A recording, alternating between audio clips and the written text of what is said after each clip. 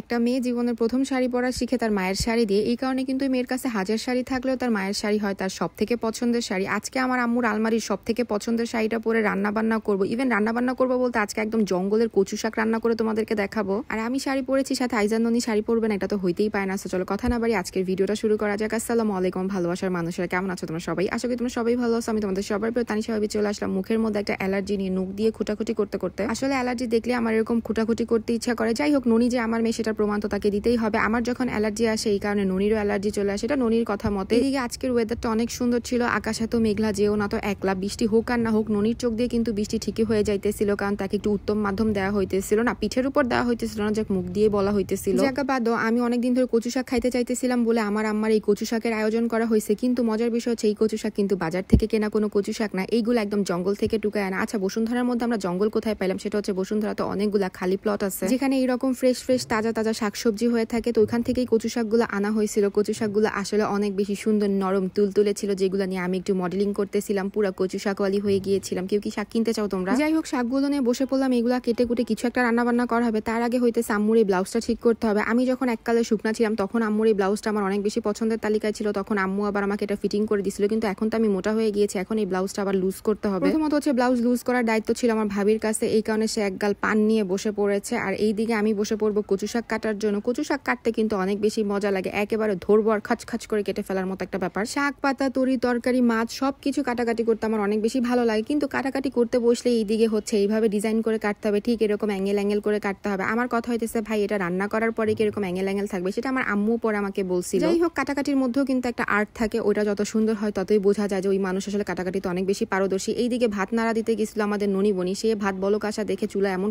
কমাইছে, পুরো চুলাই বন্ধ করে ফেলছিল। এদিকে আমি তো কচু শাক নিয়ে সেই একটা মডেলিং চালাই যাইতেছি, পুরা এক গামলা কচু শাক কাটছে। এটা কিন্তু রান্না করলে একদম একটুখানি হয়ে যাবে। অনেকগুলো কচু শাক কেটে দেওয়ার কারণে এই গরম গরম রোদের ভিতরে আমাকে দেওয়া হয়েছিল এক গ্লাস ঠান্ডা ঠান্ডা শরবত। ইদানিং এমন একটা পচা মার্কা গরম পড়ছে, গরম লাগুক আর না লাগুক আপনার শরীর থেকে 2-3 কেজি পানি থরথর করে বের হয়ে যাবে, যেটা আপনি চাইলেও বন্ধ করতে পারবেন না। তারপর আর কি আমি আর ননি বনি শুরু হয়ে গেল নন স্টপ ঢং। এইদিকে আমার আম্মু আর আমার ভাবি দুইজন মিলে বসে পড়ছে সেই ব্লাউজটা সেলাই করার জন্য। আমি দুনিয়ার যত ব্লাউজই বানাই না কেন, আমার কাছে মনে হয় এই ব্লাউজটার ফিটিং হচ্ছে সব থেকে সুন্দর ব্লাউজ, কারণ আমার একটু ব্লাউজের ছড়ানো গলা ভালো লাগে। কিন্তু আমি ইদানিং যে টেইলারের কাছে ব্লাউজ বানাইতে দিই না কেন, সেই জানি কেমনটা চিপা চিপা গলা বানায় দেয়। আমি যদি ওনাকে বলি শার্টের মতো গলা বানাই, তুমি হয়তো সেটাতেই খুশি হয়ে যাবে। জায়গা বাদ দাও, আমি শাড়ি পরার আগে আমার দুই মেয়ে শাড়ি টাড়ি পরে একেবারে পড়তে বসে পড়ছে তাদের মিসের কাছে। দেখো দুইটা মেয়েকেই মাশাআল্লাহ এত বেশি সুন্দর লাগতেছিল। আমি তো আইজানকে ঘুরে ঘুরে বলতেছিলাম, মা তুমি আর একটু বড় হয়ে গেলেই কিন্তু তোমাকে আমরা বিয়ে দিয়ে দিতে পারবো। এই কারণে সে খুব লজ্জা পাচ্ছিল। যাই হোক, প্রতিদিন আমি একটা কনফিউশনে থাকি, আমি কি খেয়ে গোসল করবো নাকি গোসল করে খাবো। তারপর আমার আম্মু বলো তোর কনফিউশন দূর করে দিতেছি, আয় তোকে আমি খাওয়াই দিই। আসলে আম্মু যখন ভাত খাওয়া দেয় এর থেকে শান্তির দুনিয়া তার কোনো কিছুই মনে হয় না। বিয়ের আগে আমার আম্মা আমাকে সবসময় খাওয়াই দিত, আর তার একটাই কথা থাকতো যে এই যে এখন এত বায়না করতেছিস বিয়ের পরে দেখবো নি তোকে কে খাওয়া দেয়। বিয়ের পরে আসলে হাসান সেতু খাওয়া দেয়, তারপরেও বিয়ের পরে যে চেঞ্জেস গুলো আসে এটাই তো আসলে মেয়েদের জীবন, আর মেয়েরা কিন্তু এই চেঞ্জেসেই অভ্যস্ত হয়ে যায়। জায়গা বাদ দাও ভাই, অনেক বড় বড় কথা বলে ফেলছি। এবার চলো আমার আম্মার সেই শখের আলমারিটা খোলা যাক না। এটা আমার আম্মার শখের আলমারি না, আমার আম্মার শখের আলমারি হইতেছে ওই পাশের রুমেরটা। বাট এখানে অনেকগুলা শাড়ি আছে। আসলে আম্মুর ম্যাক্সিমাম শাড়ি আমি আমার বাসাতে নিয়ে গেছি, মানে খিলগার বাসাতে নিয়ে গেছি। বাট এই যে কালো শাড়িটা, এটা হইতেছে আমার আম্মুর সব থেকে পছন্দের শাড়ি। আর আম্মুর সব থেকে পছন্দের শাড়িটা যে আমার সব থেকে পছন্দের শাড়ির তালিকায় থাকবেন এটা তো কোনোদিনই হইতে পারে না। তো আম্মুর সব থেকে পছন্দের শাড়িটা আজকে আমি পরে ফেললাম। এই শাড়িটা এর আগে পর হাজারবার আমি পরছি, তারপর এই শাড়িটা যেদিনই আমি পরি সেদিনই আমাকে কেন জানি নতুন নতুন লাগে, সেদিনই আমাকে অনেক বেশি সুন্দর লাগে। ইগনোর মাই ভাইয়ের দাঁত। দুপুর বেলাতেই তোমাদের সবার পছন্দের মাহির ভাইয়া, মানে শুধু নোয়াখালী থেকে আমাদের বাসায় মেহমান আসছে, আর দুপুর বেলাতে আসছে। আর আমরা যদি খেতে না সাজি তাহলে ব্যাপারটা একটু খারাপ লাগে না বল? আমরা তো বলতে পারি না যে আপনি কি বাসায় যেয়ে খাবেন নাকি খেয়ে এসেছেন। ভাই আমি কিন্তু মজা করতেছিলাম, আবার তোমরা আমাদেরকে কিপটা মনে করো না, ঠিক আছে? তো এইদিকে আমার আম্মু আমার চুলগুলাকে ছাড়াই দিতেছিল, বলতেছিল যে চুলগুলো এখন মাশাআল্লাহ অনেক বেশি সুন্দর লাগতেছে, এভাবে একটু যত্ন নিলে চুলগুলা ঠিক হয়ে যাবে। এত কষ্ট করে আমরা তিনজন শাড়ি পরছি, একটু ঢং না করলে কি হয় বলো? তাই আমরা একটু রাস্তায় নেমে গিয়েছিলাম এরকম শাড়ির আঁচল দুলাইতে দুলাইতে। তো আমাদের তিনজনকে কেমন লাগতেছে অবশ্যই তোমরা কমেন্ট করে জানাবা। আমাকে কেমন লাগুক ওটা তোমাদের না জানালেও চলবে, আমাদের আইজান ননিকে মাশাআল্লাহ অনেক বেশি সুন্দর লাগতেছিল। আচ্ছা না, আমাকে একটু জানাই দিও, যেহেতু আমি আজকে আমার মায়ের শাড়ি পরছি, তো অবশ্যই জানাবা, ঠিক আছে? তো এইখানে আমরা উপর আসার পরে আম্মুকে বললাম, মা প্লিজ তোমার সেই ভাইরাল চুলের বেনিটা আমাকে আজকে করে দাও। এই শাড়ির সাথে সেই ভাইরাল বেনিটা না করলেই নয়। আমাদের আজকে ফার্স্ট প্ল্যান ছিল যে আমরা সবাই মিলে চটপটি ফুচকা খাইতে গেটে যাব। পরে আসলে আমাদের গেটে যাওয়া হয় না, আমরা ঢালি বাড়িতে চলে আসছিলাম। বাট এত ভিড় দেখে আসলে ওখানে বসে চটপটি ফুচকা খাওয়ার মতো কোনো ইচ্ছাই আমাদের জাগে নাই। তো পরে আমরা প্ল্যান চেঞ্জ করে ফেললাম। আর আমাদের নতুন প্ল্যান হইতেছে চটপটি ফুচকার বদলে আজকে আমরা রামেন রান্না করে খাবার। আমি তোমাদেরকে বলতেছিলাম আজকে আমি তোমাদেরকে শাড়ি পরে রান্না বান্না করে দেখাবো। ইদানিং আমি অনেককেই দেখি শাড়ি পরে অনেক সুন্দর করে তারা রান্না বান্না করে। ভাই গরমের মধ্যে কিভাবে তারা শাড়ি পরে রান্না বান্না করে, এটাই জাস্ট আমার কোয়েশ্চেন। আমি তো দুনিয়ার সব থেকে তেনা খাতা কাপড় পরেও যখন রান্নাঘরে যাই আমি পুরা ঘেমে চৌচির হয়ে যাই, শাড়ি পরে আসা তো মানে ইম্পসিবল ব্যাপার স্যাপার। তাই আজকে এই জগতের সাথে নিজেকে তাল মিলিয়ে রাখার জন্য আজকে শাড়ি পরে চলে আসছিলাম রান্না বান্না করার জন্য। এইদিকে আমার হেল্পার হইতেছে ননি বনি, আর আমরা যেহেতু বাচ্চারা সবাই একসাথে খাবো তাই আসলে ঝাল সসটা একটু কমই দিছিলাম। বাট যাই হোক না কেন, রামেন কিন্তু খাইতে অনেক বেশি ভালো লাগে। নর্মাল নুডলসের থেকে আমার কাছে রামেন খাইতে অনেক বেশি ভালো লাগে। নিজের রান্না নিজেই ট্রাই করতেছিলাম। রামেনের মধ্যে যখন কাঁচা পেঁয়াজ দিই ওটা আরো বেশি টেস্টি হয়ে যায়। তো আমার মুখে তো অনেক ভালো লাগছে। এবার ননিকে একটু ট্রাই করে, ননির একটু ঝাল লাগছে এটা বুঝতে পারতেছি, সেটা তো তোমরা ওর চেহারা দেখেই বুঝতে পারতেছো। তারপরও বলতেছে আমি অনেক মজা হয়েছে, এবার কিছু সসেস ভেজে নিবো, কারণ রামেনের সাথে একটু সসেস না হলে ভালো লাগবে না। আর ওই যে ঠিক যেমনটা বলছিলাম ভাই, জগতের সাথে তাল মিলানো আমার পক্ষে সম্ভব না। শাড়ি পরে রান্না বান্না করতে পাইনি, পরে যেটা সালোয়ার কামিজ পরে আসছি। মজার বিষয় হইতেছে এই সালোয়ার কামিজটা আমার আম্মু। এদিকে মুখ ভেজকি দেওয়ার কারণটা হইতেছে আমি নাকি সসেস কাটতে পারতেছিলাম না বলে আমার ভাবি তার পারদর্শিতা দেখাইতে আসতেছিল, এই কারণে তাকে একটা মুখ ভেজকি দিয়ে দিছিলাম। পরে আর কি আমিও একেবারে চাইনিজ স্টাইলে ডিম কেটে সবাইকে দেখায় দিলাম। এবার সবকিছু সুন্দর করে ডেকোরেশন করে খেতে বসতে হবে। এদিকে আমাদের হাসান সেতুও কিন্তু চলে এসেছে বাসাতে। বাইরে বসে চটপটি ফুচকা খাওয়ার থেকে আমার কাছে মনে হইতেছিল বাসায় খুব রিল্যাক্সে ফ্যানের নিচে বসে এরকম মজার গরম গরম ঝাল ঝাল রামেন খাওয়াটা বেশি মজার। তোমরা দেখো ননি একটুখানি মুখে নড়ে বলছিলাম কেমন হয়েছে, ও কেমন হয়েছে এটা বলতেই পারতেছিল না, বাট ওরাও টুকটাক ঝাল খেতে পারে। এইদিকে হাসান সেতু আসছে, সে লোকটা খাওয়ার আগেই বলতেছে ওয়াও অনেক মজা হয়েছে, অনেক মজা হবে হ্যান ত্যান। মানে ওর রামেন ততটা পছন্দ না, যা শুধুমাত্র আমার মন রাখার জন্য এই কথাগুলো বলতেছিল। তো এইদিকে আমাদের নোয়াখালীর ভাইয়াকে বললাম এই বলো কেমন হয়েছে। এই ছেলে বলতে যে চামচ টামচ ফালায় পুরো একাকার অবস্থা করে ফেলছে। এরপর আমাদের খাওয়া দাওয়া শেষ করে আমরা চলে আসলাম পড়াশোনা করার জন্য। তো আমার মতো আম্মি যাদের আছে তারা কি সুন্দর মতো পড়াশোনা করতে বসতে পারবে? পড়াশোনা করার আগে আমাদের এক গাদা ঢং করতে হবে, অনেকগুলো ভালোবাসা দিতে হবে তোমাদেরকে। তাই অনেকগুলো ভালোবাসা দেওয়াটার পরে আমরা এখন ফাইনালি পড়াশোনা করা শুরু করে দিয়েছি। By the way sorry for that, আমি তোমাদেরকে বলছিলাম যে আজকে কচু শাকের রেসিপিটা তোমাদের সাথে শেয়ার করবো, বাট এত বেশি রাশ ছিল আর এত বেশি টায়ার্ড ছিলাম কচু শাকের রেসিপিটা শেয়ার করা হয় না। বাট ট্রাস্ট মি এই কচু শাকটা অনেক বেশি মজা হয়েছিল। আম্মু এটাকে মাছ দিয়ে রান্না করছিল। আমি তো এরকম শাকসবজি দিয়ে পুরো প্লেটের পর প্লেট ভাত খেয়ে ফেলতে পারবো না। প্লেটের পর প্লেট ভাত আমি খাই না, যতটুকুই খাই বাট অনেক তৃপ্তি সহকারে খাই। এদিকে একটু লেবু নিয়ে নিলাম চিপে। সবকিছু মিলে আলহামদুলিল্লাহ আজকের দিনটা সুন্দর ছিল। That's all for today. দেখা হচ্ছে সামনের ভিডিওতে। সেই পর্যন্ত সবাই ভালো থাকো, সুস্থ থাকো, সেফ থাকো। আমাদের জন্য দোয়া করো। আজকের মতো আল্লাহ হাফেজ।